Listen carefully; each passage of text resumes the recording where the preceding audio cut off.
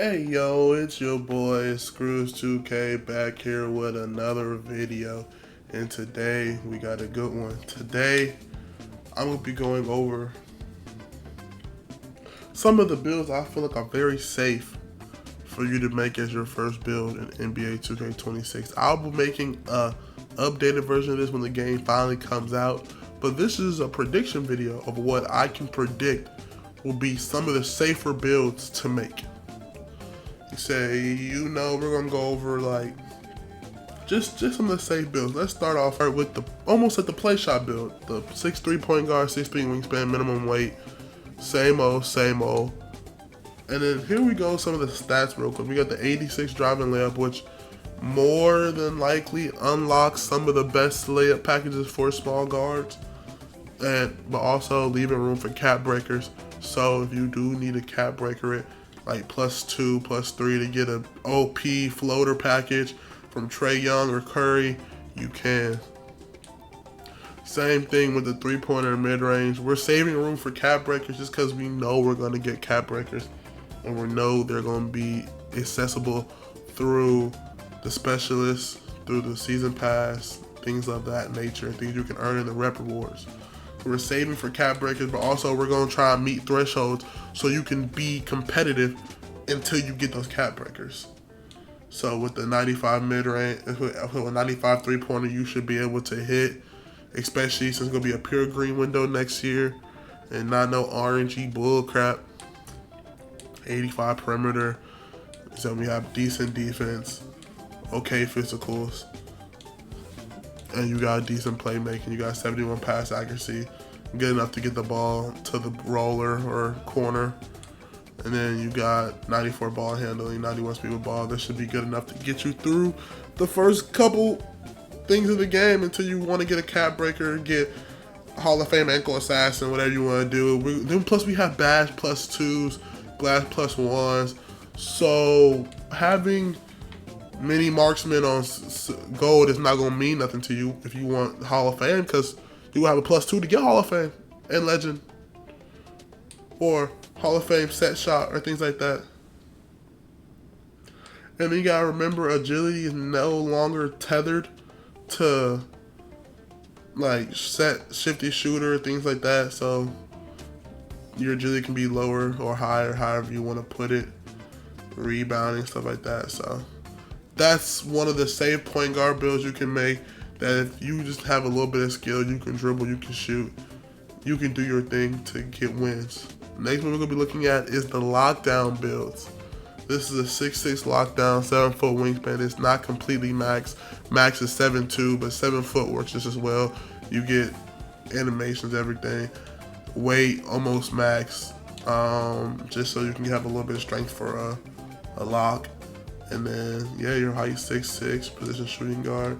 Here's some of the things. You got the 65 driving dunk, so you can get the little bit of packages like the changing McCollum, things like that. The 45 standing dunk, so you can, when you're cutting, you can get the standing dunk animations. 65 pass accuracy just to get it to where it needs to be. You're not a center. You're not throwing it down court. You're not doing these other things. You're going to be in the corner most of the time, or going corner for corner, wing, cutting in, things of that nature. You can guard ball. Again, we're leaving room for cap breakers. We left room for cap breakers. Actually, this can be down, but it can't because you need speed. But we don't know how things are going to be tethered next year. So this is a very big template packages. I'm pretty sure you don't want to be in the corner the whole time. Plus you're 6'6", so you can still move a little bit. You got a decent 3-ball, the 86 3-ball. Good defense, all around defense, 74 interior, 77 block. You got the 82 vertical, so you can get the boards and stuff like that. On the offhand chance that you need to, if your center's getting boarded or your center's boxing out, but there's 2 people down there. It's a lot of stuff you can do with this build. Very versatile. I'm not saying go dunk on somebody because your finish is not all the way there, but because of the way the cap breakers work, you never know. You can make this 65 driving dunk at 85 with 3 cap breakers or 4 or 5 cap breakers. So maybe you could go down there and throw some shit down, but definitely probably use your cap breakers on defense. I ain't gonna lie to you. So, okay, the next build is this 7-foot the 7-1 post scorer. I say 7-1. I would have put 7 foot because that's kind of where the medium is for centers this year. But next year we're going up 1 inch because the height requirement went up 1 inch. So 7-4s are not in the game. So I think 7-1s is where you should be rocking at. I don't think you want to be rocking a 7 foot if somebody else on the team has a 7-4. Kind of like how you kind of didn't want to get stuck too much if you had the same exact build, but one was 7 foot, one was 7'3", because sometimes that 7'3" got the board just because of the height. You don't want to be 4 inches shorter than somebody, honestly. So yeah, max wingspan, 7 foot. We're gonna make this build just a ground pound, get the rebound. That's it. Put it back up. You got the decent vertical for a 7'1", 94 strength, 52 speed. You got the 96 board, again, leaving room for cap breaker, because more than likely you're going to put your cap breaker on defense or rebounding, right? And you're going to get your cap breakers fast for your rebounding. Get that to 99. You still got the 99. You still got the 90 O board. I say put it on D board because the other person on the team, because the other center can have a 99 O board, and your job is not requirement to get O boards, but you got to get that D board. You know what I'm saying? So I'd rather get that D board, get every single defensive rebound, so they can't have offensive rebounds. You know what I mean? Because if the other team gets the offensive rebound, that's bad. You need to get your D board. You know what I'm saying? If my team don't get the offensive rebound, make your shots. I mean, like, respectfully, but make your shots. Like a defensive rebound is an offensive rebound. It's like a treat. You know what I'm saying? Like, okay, you get a second chance to shoot. But again, because you got your offensive rebound up, the other person on the other team may have their offensive rebound up, but you on offense, they not on offense. They defensive rebound may be a 96. I mean, they defensive rebound may be like a 84, 85, and you got the upper hand because you got a 90 O board. So be smart when it comes to doing the offensive and defensive rebound, because you gotta think about it. You need that defensive board. You don't need that offensive board, unless it's like a close game and you need to get that offensive board. But still, even then, you have the upper hand because you got a 90. He probably got like an 86 because he want to get a 99 defensive, or he want to get a 99 offensive. So you got the upper hand, right? So then you go to your post control. You got the 77, good enough to get like post up poet, things of that nature. 90 standing down, you can get the animations you need for contacts. 72 free throw, do it. You know what I'm saying? Especially with the pure green window, you should be able to make your free throws game. Pass accuracy, 87. Throw that ball down court, get the ball in motion. Next build, we got the 6'10 poppers. This is more of a park thing, you know what I'm saying? You really don't see, or a power forward thing, depending on how you want to run your team. But this is like what you would see, like a popper, like a big on three, stuff like that. Like the 88 standing, 80 3-pointer. Be able to get you different packages like LaMarcus Aldridge, things like that. We got the 81 interior, 80 still, so you can be in them lanes, get the little blitzes.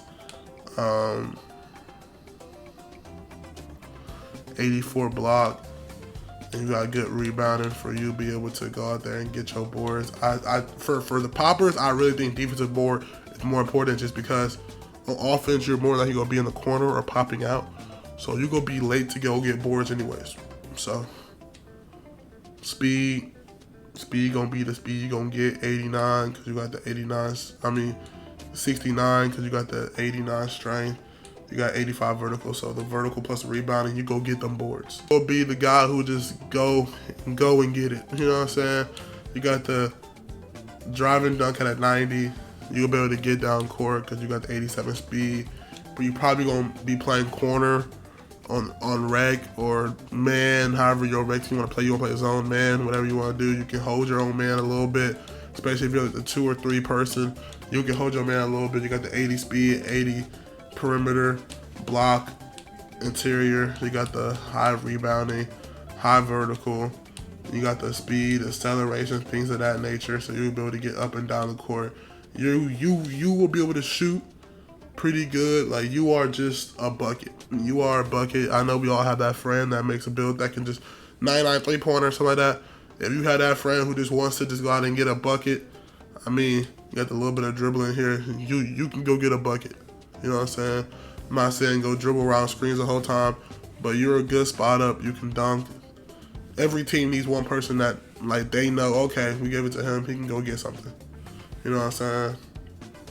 So I think that's the best build for, if you just, like, if you think about scoring, if you know, okay, I can shoot, let me get this, I can dunk, especially the way they're making interior defense and post scoring sound this year. I think driving dunk and driving layup may be a little bit essential. And then you got the high shooting ability, so you're going to be a threat around the court. And it's, again, a lot of the guard builds you see are at 6'6", like my lock in this build, because I think 6'6" will be one of the best heights to play at in the game. So just keep that in mind. I think 6'6", 6'7" could definitely be good builds in this game, or good build heights in this game.